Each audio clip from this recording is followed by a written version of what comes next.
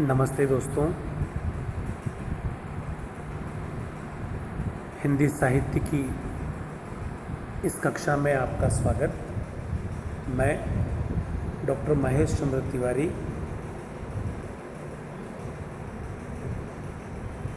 Government girls college Sikandra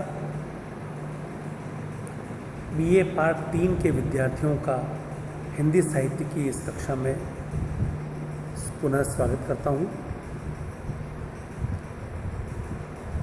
हम आधुनिक काव्य का अध्ययन कर रहे हैं।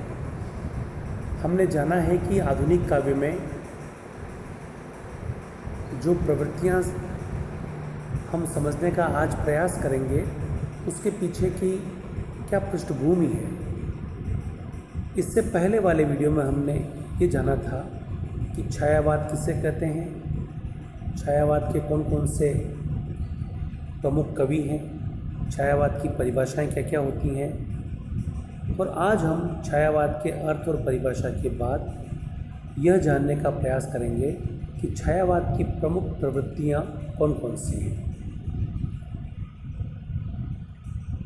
बच्चों,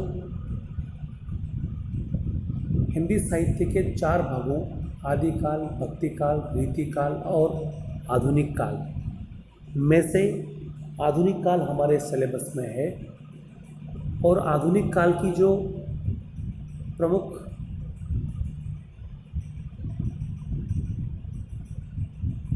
प्रवृत्तियां हैं उनमें हमने भारतेंदु युग और द्विवेदी युग की प्रवृत्तियों को समझा है।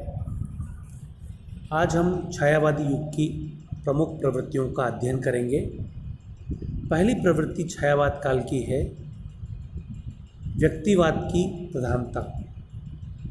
छायावादी काव्य में व्यक्तिवाद प्रधानता से रहता है। शायद आधुनिक युग की अनेक समस्याओं के कारण व्यक्तिवाद का जन्म हुआ। छायावादी काव्य में किसी जाति, महाजाति के सुख दुख की चिंता हो ऐसा नहीं है। वस्तुतः छायावादी काव्य में जो चिंता है वो है साधारण व्यक्ति के सुख दुख की। कवि अपनी कविता की विषय वस्तु की खोज बाहर से नहीं बल्कि अपने भीतर से करता है। इसलिए छायावादी काव्य में कहीं कहीं अहम भावना की अति हो ही जाती है, परंतु यह अहम भाव असामाजिक नहीं है। इसमें सर्व मिला हुआ है।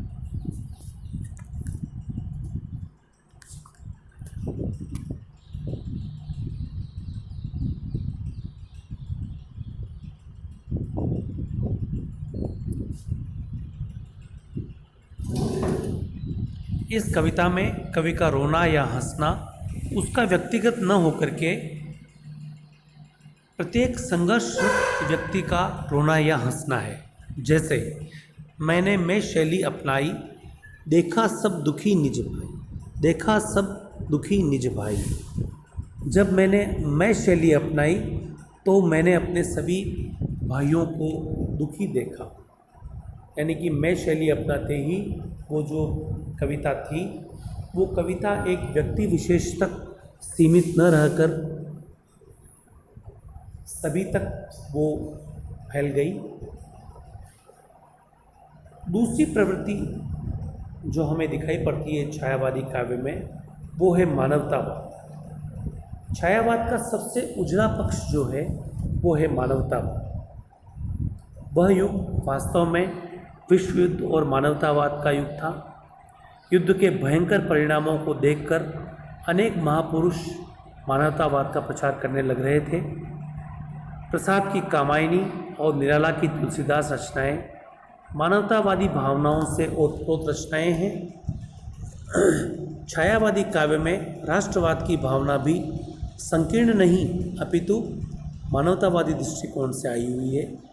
यही कारण है कि छायावादी काव्य में मानव प्रेम, उदारता, करुणा और विश्व बंधुत्व की भावना आदि के दर्शन हमें होते हैं। पंत जी मानव प्रेम के विषय में कहते हैं, सुंदर है विहग सुमन सुंदर, मानव तुम सबसे सुंदर।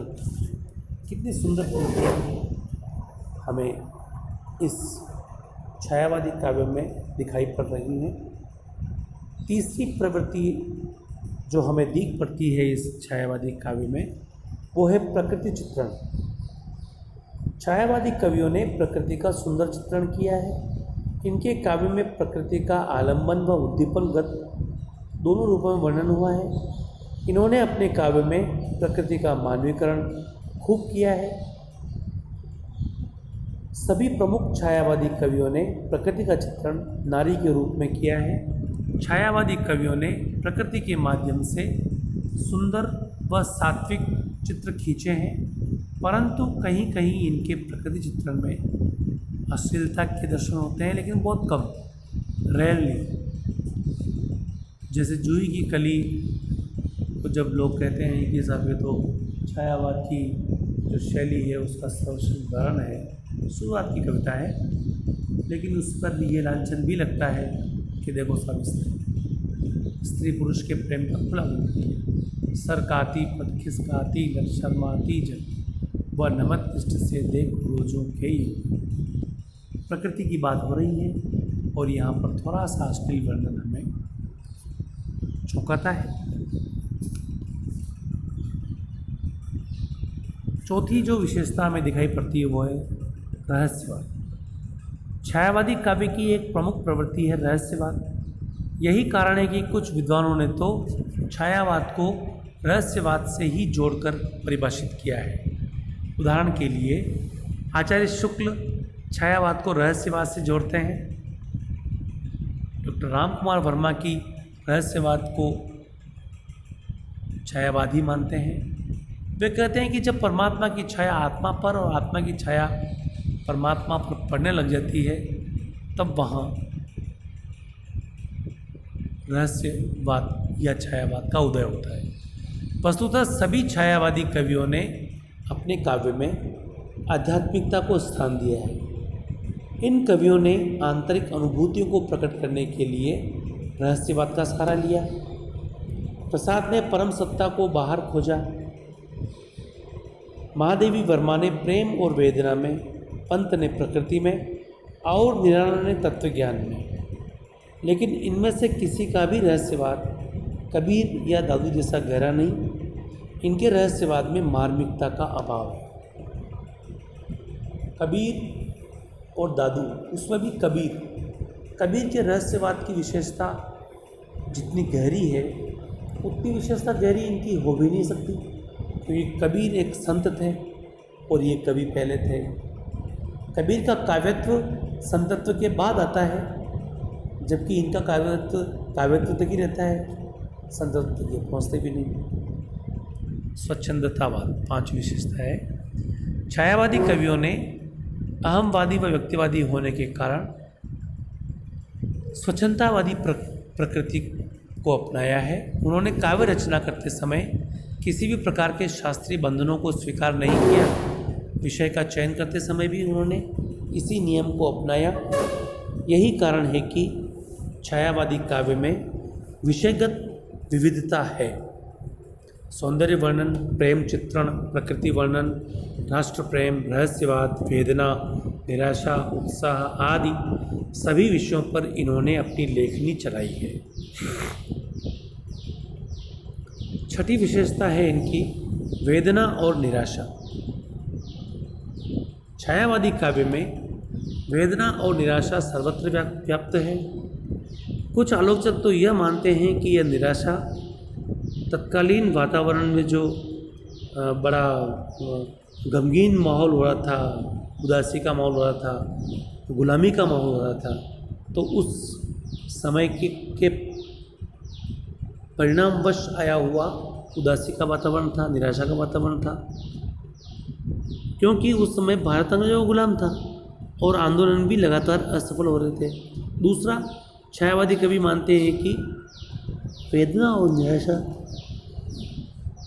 से ही काव्य का उपजना संभव होता है। जैसे पंत जी लिखते हैं, वियोगी होगा पहला कवि, आह से उपजा होगा गान, उमड़ कर आँखों से चुपचाप बही होगी कविता अनजान। विषय स्पष्ट करने के लिए पंक्तियाँ काफ़ी हैं ये। अगला हमारा जो टॉपिक है वो है नारी प्रेम और सौंदर्य चित्रण। छायावादी कवियों ने नारी प्रेम और सौंदर्य का चित्रण मन लगा के किया है, कहीं कहीं दैहिक भी हो गया है। नील परिधान बीच सुकुमार, खिल रहा मृदुल अधकुला। छायावादी कवियों ने नारी के करुणा, दया, ममता आदि भावों का सुंदर चित्रण किया है। नारी तुम केवल श्रद्धा हो, कहने वाले प्रसाद जी कहते हैं, विश्वास रजत नग पग तल में, पीयूष पीयूष स्रोत सी बहा करो, जीवन के सूने समतल में। हम 8वीं विशेषता लेते हैं, स्वतंत्रता प्रेम। छायावादी कवियों ने काव्य में राष्ट्रीय जागरण का स्वर भी मिलता है। यह कवि अनेक स्थानों पर स्वतंत्रता का आह्वान भी करते हैं। राष्ट्रीय आंदोलन का प्रभाव इन कवियों पर पड़ना स्वाभाविक है। प्रसाद के काव्य और नाटक दोनों में राष्ट्रीय भावना देखने को मिलती है। नागनलाल चतुर्वेदी की पंक्तियाँ देखिए, मुझे तोड़ लेना वनमाली, बहुत फेमस पंक्तियाँ हैं ये, पुष्प की अभिलाषा नाम से जो कविता लिखी उसमें से ली गई है ये।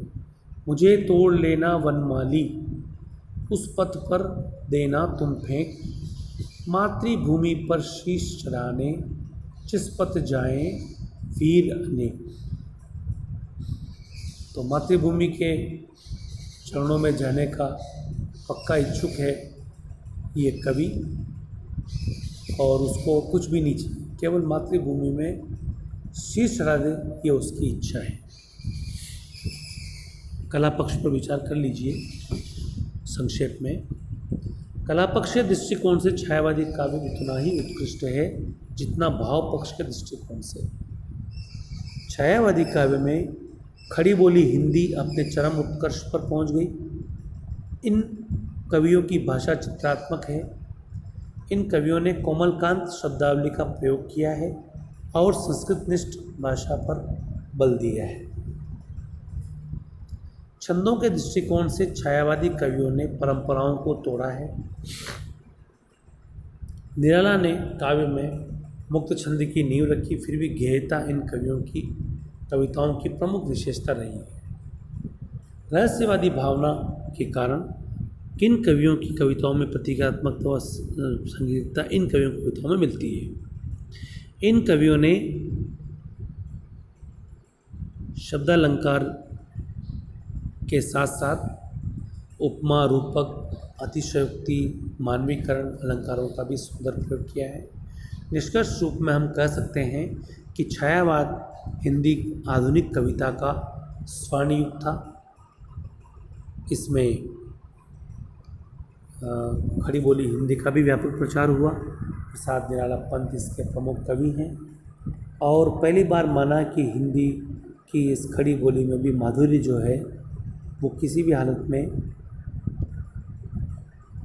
ब्रज से कम नहीं है। धन्यवाद।